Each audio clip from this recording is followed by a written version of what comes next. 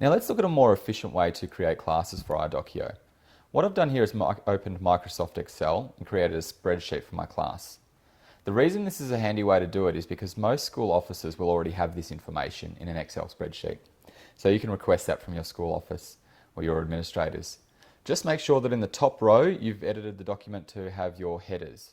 So you can see in my row number 1 I've got the first name, last name, date of birth and house headings, and you can have any sorts of information you like in there. You might choose parent email addresses, for example. Alright, save that document, and then what you need to do is email it to yourself. The other options are to store it in your Dropbox or Google Drive, but basically you need to be able to access the file from your iPad. So we'll switch over to the iPad now. I've emailed this to myself. Okay, I've switched to my iPad now. I'm in my email. Now, if you saved your spreadsheet into your Dropbox or Google Drive, then that's where you would go now. But basically, you just need to find the file, tap and hold on it, and you want to open it in iDoceo. So as I scroll through my options, I found the iDoceo icon, so I'll tap on that.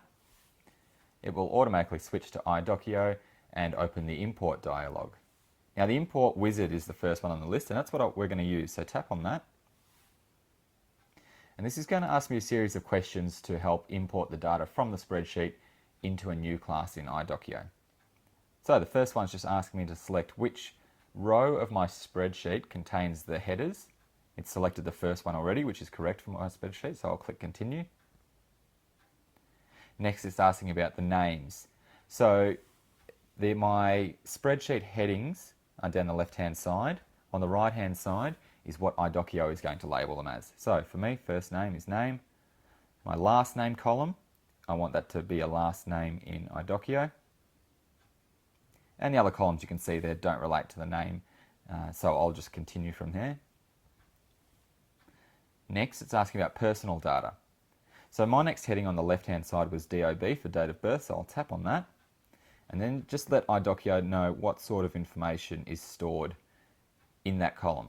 So you can see they've got birth date there, so that's what that relates to.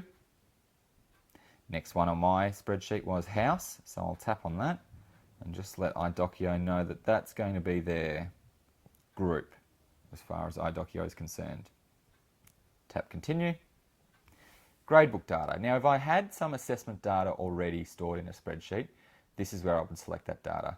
I don't, I'm starting fresh, so I'll tap again. Now, do I want that data to be imported into a new class or a class that I've already created? I'm going to create a new class. And there we are. You can see my students down the left-hand side. They've got their group or their house listed underneath. If I tap and hold on my first student there, it brings up their personal information. I'll tap that portrait picture. And you can see all their information in more detail here.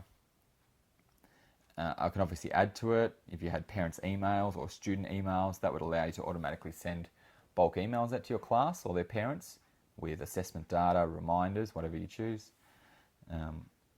Date of birth has calculated their age automatically, and this is where it all belongs. Okay, I'll tap on done. Now, if you'd like to edit the students at all, or at any stage rearrange them, the tool icon up the top left-hand side, which looks like a spanner, tap on that, and then tap the second option, Students, for your student tools. You can see them there. So you can select or unselect students. You can see the plus button up the top for adding new students, address book to add someone from your iPad address book, copy, sort, group, options, mail if you'd like to select some students and tap on the envelope icon to send an email to students or parents. I'll unselect them. On the right hand side, those horizontal lines, if you tap and hold on one of them, you're able to drag and reorder your options.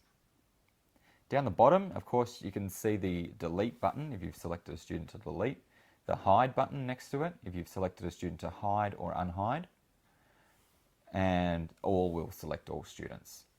I'm going to tap on done now because I'm finished with that. Last thing I want to show you is right up the top left hand side, the back button. Tap on back to go back to your class list. You can see it's got a randomized name at the top. If I tap and hold on that class, the edit option comes up. So I'm going to tap edit, and this is where I can rename it.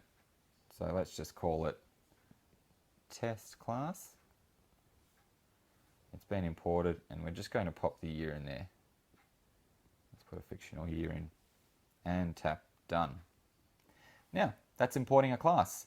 In the next video, we're going to go in and see how to add data to that class.